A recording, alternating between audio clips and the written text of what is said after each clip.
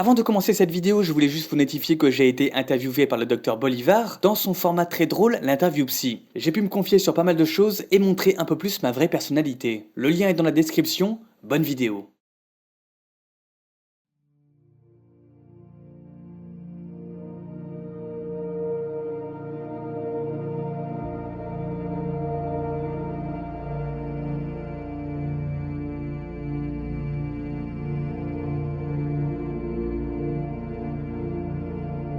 Chers abonnés, il y a 3 mois, j'ai mis de côté mon script de l'épisode 12 de la quête qui était pourtant prêt à être enregistré. Il m'a semblé trop faire dans l'auto-apitoiement pour être montré. Mais après réflexion, je n'ai finalement pas pu me résoudre à le jeter définitivement à la poubelle, car tout de même révélateur de choses intéressantes. Il permet de constater dans quel tourbillon de pensées négatives on peut tomber lorsqu'on a une baisse de morale, au point de vouloir titrer cette vidéo « Rester motivé malgré l'insignifiance de notre existence ». Exaltant, n'est-ce pas? J'avais beau relativiser car je ne voulais pas être plaint au vu de ma situation privilégiée de youtubeur, ces mots sont venus. Ils sont donc à prendre comme des caprices et auront peut-être le mérite de résonner chez certains d'entre vous lorsque l'envie d'avancer n'est plus au rendez-vous. Le petit coup de blues qui survient à la fin d'un projet, c'est un classique. On peut être lassé de devoir recommencer de zéro une autre vidéo après avoir tout donné. Ça a été mon cas à la publication de ma vidéo essai sur Link qui m'a pris 4 mois éprouvants à réaliser. J'étais séché. L'audience avait beau être convenable et les retours très élogieux, je me suis mis alors à m'attrister de la petitesse de ma contribution en la mettant en perspective avec celle des autres, tandis que j'ai pu naïvement croire pendant le processus de création que j'allais avoir un impact. Il était alors urgent de replonger dans un nouvel univers, de me passionner pour un autre sujet, histoire d'oublier. Travailler sur des épiphénomènes me permet de regarder les choses à la loupe et de rendre l'échelle du monde plus acceptable. Sauf que, durant cette période, je n'y parvenais plus, la curiosité m'avait quitté. Quand le moral n'est pas au beau fixe, on peut avoir tendance à prendre trop de recul. On devient à la fois trop lucide sur la futilité de la vie et aveugle. En s'éloignant des choses, on perd de vue ce qui fait leur intérêt. Et voilà que 1000 questions m'ont assailli sur l'utilité de ceci ou de cela, pour en venir à celle qui conclut presque toujours ce type d'introspection, à quoi bon?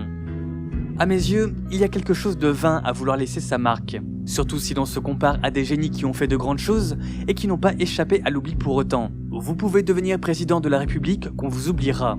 Il n'a pas fallu un siècle pour qu'on ne sache déjà plus tous les nommer. Vous pouvez réaliser un grand film oscarisé, même sentence. Alors en publiant des vidéos sur YouTube, n'en parlons pas. Rares sont les choses assez puissantes pour rester dans les mémoires à long terme. Et puis, quand ça arrive, quels bénéfices les concernés en tirent-ils 6 pieds sous terre? Le problème, c'est que si on se détourne de cette quête illusoire, que nous reste-t-il? Se persuader de l'intérêt de notre travail est important, car c'est avec cette passion, cette détermination, que, d'une part, on fait avancer à notre échelle l'humanité, mais aussi nous donne un horizon, des réussites, une place sociale. Sans mon métier, jamais je n'aurais pu pénétrer un milieu aussi plaisant que celui que j'ai découvert, l'univers privilégié et à la fois précaire des entrepreneurs, et de goûter à la liberté de m'affranchir des contraintes liées au salariat.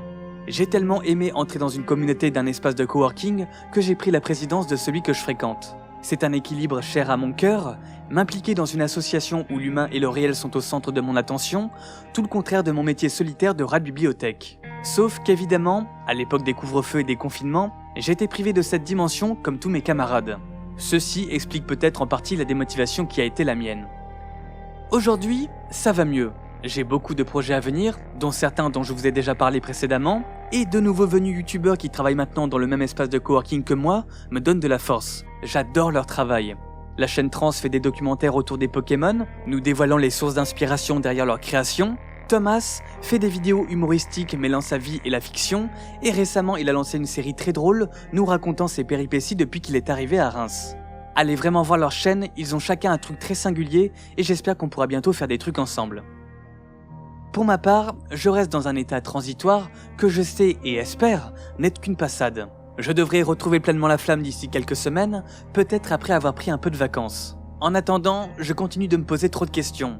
Quand je regarde tout ce qui sort chaque jour sur YouTube, et même si je suis client et apprécie toutes sortes de contenus, je me demande ce qui va advenir de ces millions d'heures de vidéos. À quel moment les spectateurs vont se lasser? C'est une sensation que j'ai parfois, le trop-plein de fiction, d'émissions, c'est prendre d'une série et l'oublier l'instant où l'on a enchaîné avec une autre. Accepter le caractère éphémère de tout, d'être remplaçable, n'est pas simple. le à quoi bon n'est jamais très loin.